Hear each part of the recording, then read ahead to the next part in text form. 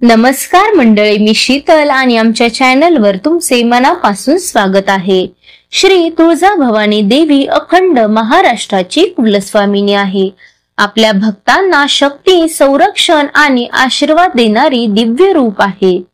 देवीच्या मंचकी निद्रेला विशेष महत्त्व आहे, कारण या काळात ती आपल्या भक्तांच्या भक्ती आणि श्रद्धेला मान्यता देते। प्रत्येक वर्षी देवीच्या निद्रेला आरंभ होतो आणि भक्त यावेळी तिच्या अद्भुततेचा अनुभव घेतात। तर मंडळी, आज आपण देवीच्या मंचकी निद्रेबद्दल संपूर्ण माहिती जाणून घेणार आहोत। व्हिडिओ आवडला तर लाईक करा, सबस्क्राइब करा व शेअर करा। श्री तुळजाभवानी देवी वर्षातून 3 वेळा निद्रा घेते। या निद्रांचे 2 प्रकारांचे मंचक असतात। मंचक म्हणजे पलंग, चांदीचा मंचक व लाकडी मंचक। महाराष्ट्राची कुलस्वामिनी आई तुळजाभवानी आदिशक्ती ही वर्षातून 21 दिवस निद्रा घेते। उरलेले 344 दिवस देवी अष्टप्रहर जागृत असते। देवीची मंचकी निद्रा 21 दिवसात विभागलेली आहे। या निद्रांचा उद्देश भक्तांना आशीर्वाद देणं आणि त्यांच्या भक्तीचा अनुभव वाढवणं आहे। पहिली आहे घोर निद्रा। घोर निद्रा नवरात्रीच्या आधी घेतली जाते। देवी योग निद्रेत असताना महिषासुराशी युद्ध करण्यासाठी तयारी करत होती। महिषासुराच्या अत्याचाराच्या वाढीमुळे ब्रह्मा, विष्णू आणि महेश यांनी देवीला जागे केले। जागी झाल्यावर देवीने घोर रूप प्रकट केले, ज्यामुळे या निद्रेला घोर निद्रा असे नाव मिळाले। ही निद्रा भाद्रपद वद्य अष्टमी ते भाद्रपद अमावस्या या काळात चांदीच्या मंचकावर असते। देवी भाद्रपद अमावस्येला पुन्हा सिंहासनावर आरूढ होते। दुसरी आहे श्रम निद्रा। घोर निद्रेतून जागी होऊन देवीने महिषासुराशी चाललेला अधर्म कारस्थान पाहून युद्धास तयार झाली। 9 दिवस असुरांसोबत युद्ध केले। 9व्या दिवशी असुर शरण आला। देवीच्या चरणी स्थान मागून देवतांची माफी मागितली। यावेळी 9 दिवस युद्धामुळे देवीला थकवा आल्यानं शारदीय नवरात्रीनंतर 5 दिवसाची निद्रा घेते। याला श्रम निद्रा असे म्हणतात। या निद्रेसाठी तुळजाभवानीचे माहेर अहमदनगर म्हणजे आत्ताचे अहिल्यानगर येथून पलंग येतो। यावर आई साहेब निद्रा घेतात। या निद्रेस मंचकी निद्रा म्हणतात। ही निद्रा माहेरच्या लाकडी पलंगावर अश्विन शुद्ध दशमी म्हणजे दसरा ते अश्विन शुद्ध पौर्णिमा कोजागिरी पौर्णिमेपर्यंत असते।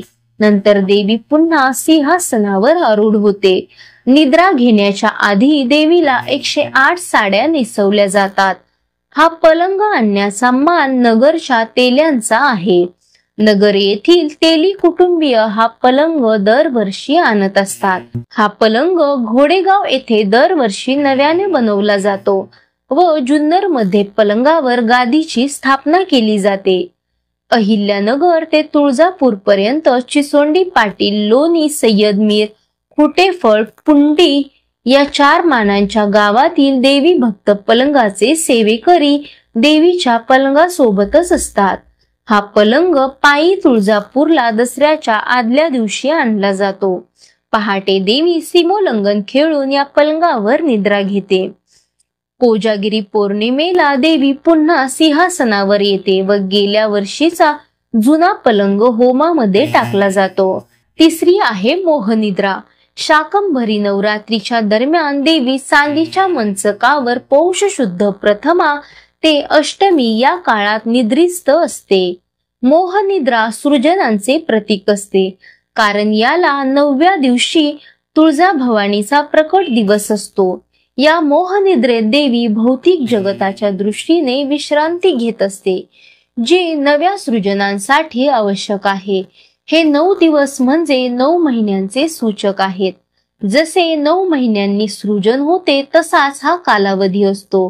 देवीच्या निद्रा काळात भक्त गादी, उशी, तक्क्या यासारख्या सर्व सुखासनांचा त्याग करतात। हे त्यांचे व्रत देवीच्या श्रद्धेला बळकटी देणारे आहे।